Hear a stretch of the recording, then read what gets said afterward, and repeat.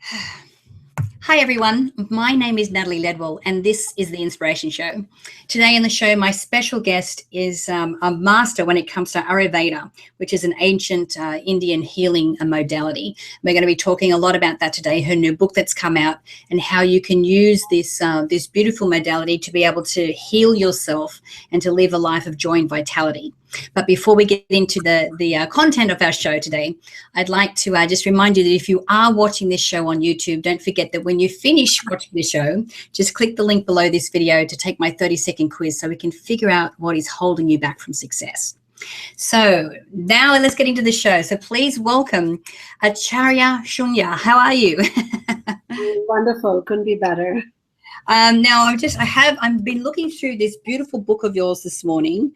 Ayurveda, I actually have some friends that practice Ayurveda.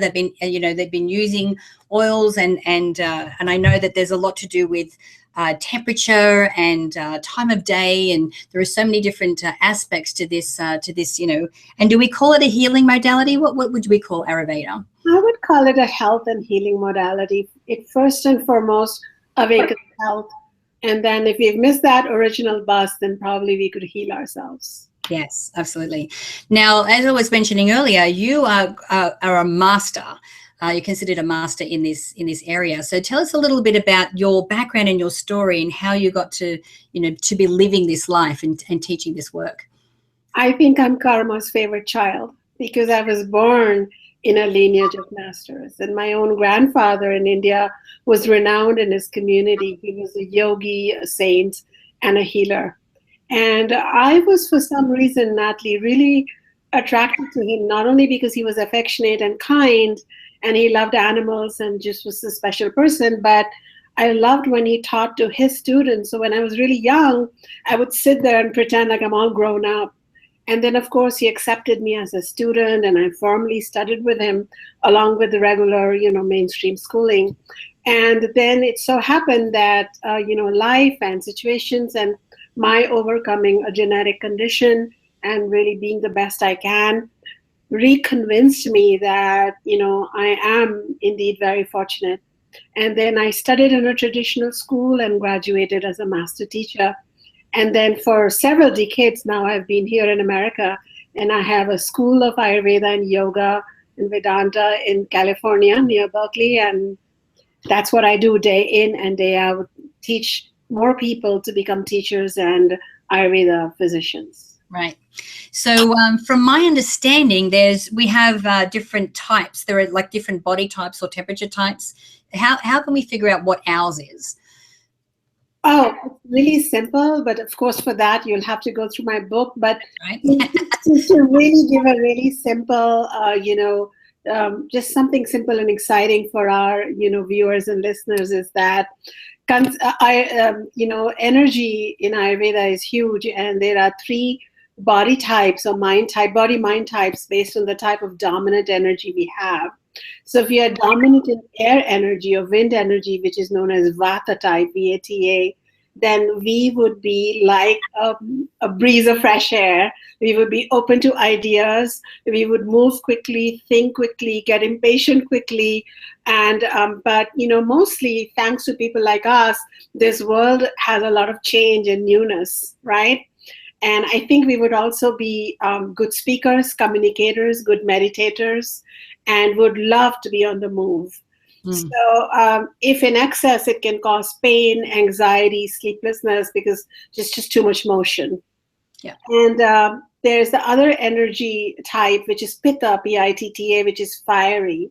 And when it's in balance, or if it's dominant within us, we would be like problem solvers, excellent thinkers, intellectuals, sharp metabolism. We could eat a lot of food and look pretty good. Nobody would know how much we ate because we could burn it away.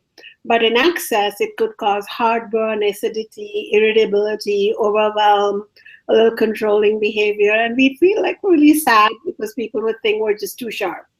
But really what we need is Ayurveda lifestyle to eat the right diet and nutrition to balance it out and connect with the cooling moon and, find a real inner fire, which is meant to actually take us through difficulties and help us and not burn us, And the final body mind type is Kapha, Kapha, which is like the solid, sturdy, farmer oak type. And, in this, we have beautiful, strong body, well-developed limbs and joints, smooth skin, large eyes. You can see there's some Kapha going here, lots of hair, and even when a new Kapha baby is born, it's like, where did you eat? You look so well. It doesn't necessarily mean heavy or fat or obese or anything, but in excess, it can cause that. It can also cause depression, sadness, grief, excessive loyalty to the wrong person. Yeah. But, in balance, again, Ayurveda lifestyle comes to the rescue. The spring, which is coming up, is a season of Kapha aggravation. So we'll have watery phlegm in spring. So eat these foods, take turmeric as a spice, eat more greens. Here is a recipe that can help you. These are the yoga postures, and we find our inner balance. So fire, water, and air, they are not just cosmetic ingredients outside. They actually live in us, the microcosm of the macrocosm. And so it's a beautiful poetry. We can create our own portrait, Natalie, every day. Yeah. And that's what I love about Ayurveda. It's very simple solutions. And I know, like, you've just been saying that you've been working for decades in this area. Are there common themes, or are there common illnesses or things that you see that pop up in people that you've been working with? My God, just about everything. And that's why in my book, I have mentioned, people recovering from just weight gain or hives and cholesterol to multiple sclerosis and ulcerative colitis.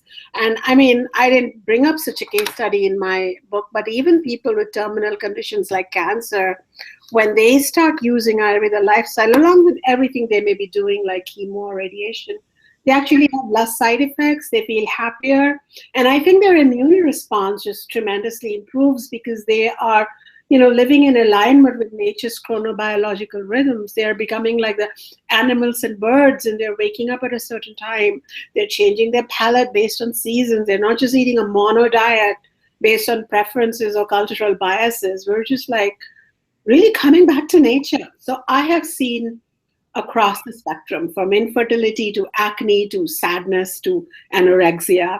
And I just want to say, not sure if I want to say Ayurveda is a cure-all, but I would say, I don't want to juxtapose it like that. I would just say that health is everybody's birthright. And no matter where you are, go ahead and awaken it with this ancient, time-tested wisdom, Natalie. Yeah.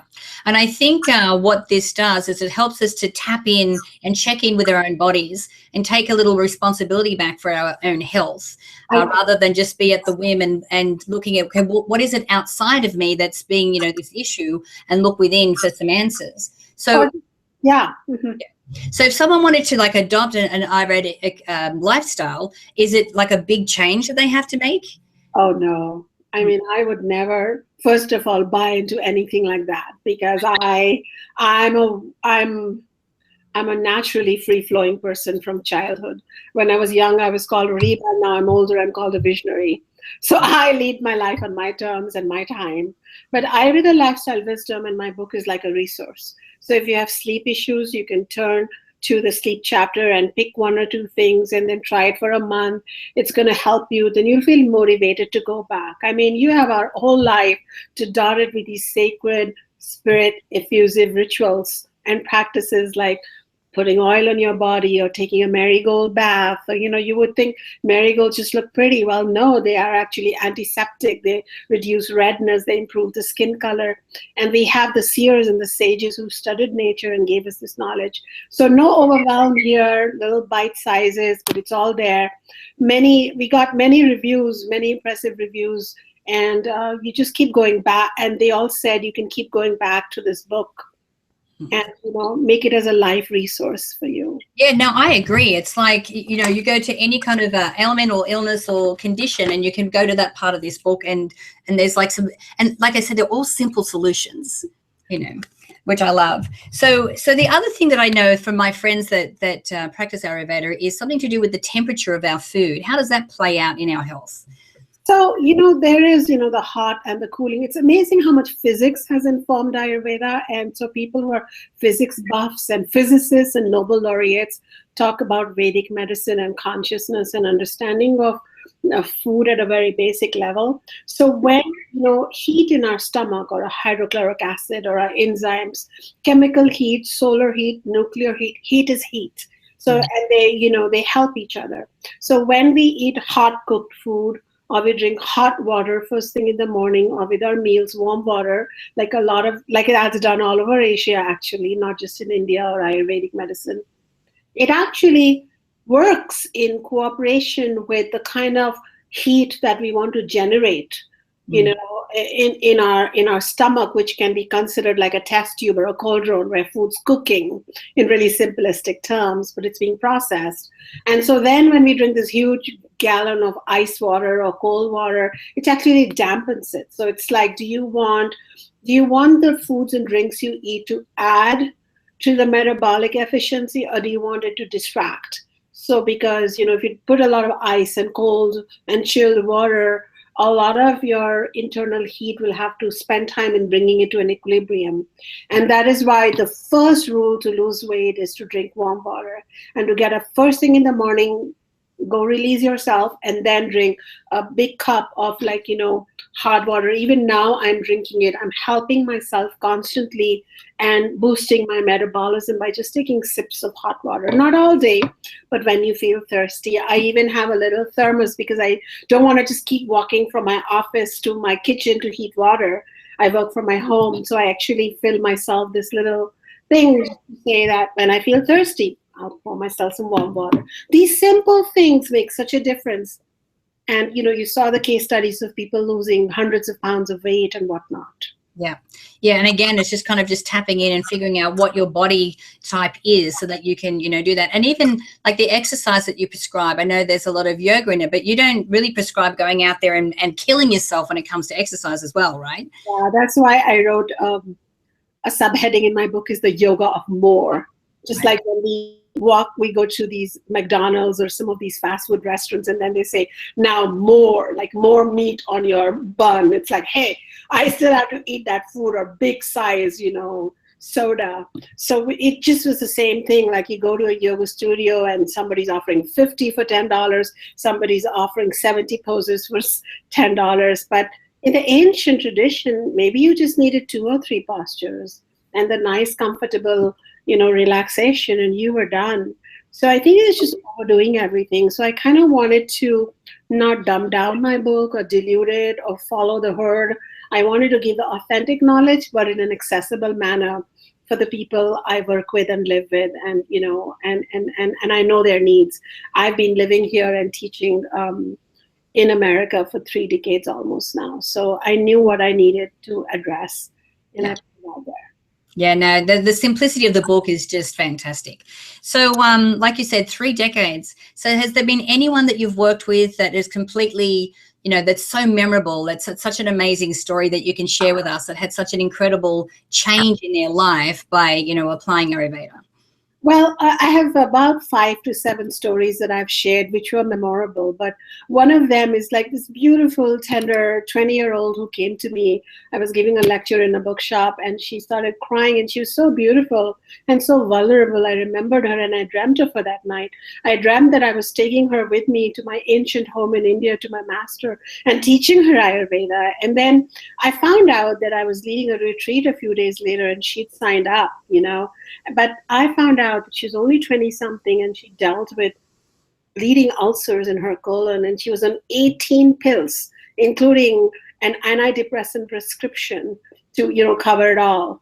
And when she came to me, and I just gave her 5 things to do, and nothing medical here, including put fresh flowers in your home every day, create a sacred space where you can be still, drink buttermilk, homemade, with 1 part yogurt, 4 parts milk, and this following spices, which are in the book. And, a few more things, 5 really simple things, including a recipe of a lentil made with green gram that you can find at natural food stores. And that's it. I didn't even tell her what not to do, because I didn't want to overwhelm her. I just wanted to awaken. And, and within few weeks, her bowel movement went from 22 to 8 a day. The blood reduced. And then, she felt more energetic. Then she joined a 2-month course that I teach to awaken health. And within a year, she was having what she called beautiful bowel movements. She got off every drug, and now she's like a diva, teaching cooking on television and, telling the world about Ayurveda and her own wellness. So, and this woman, like, it's so beautiful that I never really had to sit there and figure out a natural drug for her or talk about, and we never even had a 5-minute conversation on her bleeding ulcers in her colon and the pain in her stomach. Instead, we talked about plucking fresh flowers and gifting them to herself, or meditating every day for 5 minutes. It was lovely. So now when she's a practitioner, she writes 5 things for people to do, and she's creating those miracles. And I have countless such stories that make me feel glad that this changed my life and I can change others' lives. Yeah. And you are a gift to the world, Shunya. I'm so glad that you got to spend some time with us today. And thank you for everything that you do. Like we said, it doesn't have to be complicated. And this book, so where can we send people if they want to get their hands on the book, or they want to? Books are everywhere, on your local pharmaca, Whole Food stores, Barnes and Nobles, Amazon. You just type in my name, Acharya Shunya, or Ayurveda Lifestyle Wisdom, and you shall be led to this book. Yeah. Wonderful. And we'll make sure that if you are watching this online, just click the banner to the side. That'll go straight through to Shunya's site. Or if you're watching this on the app, click the link, the banner underneath. Thank you again, Shunya. Such a pleasure talking to you today. Now, guys, I encourage you to share this video. Please, let's get the word out there. And you can do that by clicking the Facebook and the Twitter share buttons on this page. Also, don't forget, you can take the 30-second quiz, which is underneath here, by clicking on the link. Or if you're watching this online, what you can do is just click on the, just leave your email, and then we'll send you the Manifesting with a Master's video e-course for free. So until next time, remember to live large, choose courageously, and love without limits. We'll see you soon.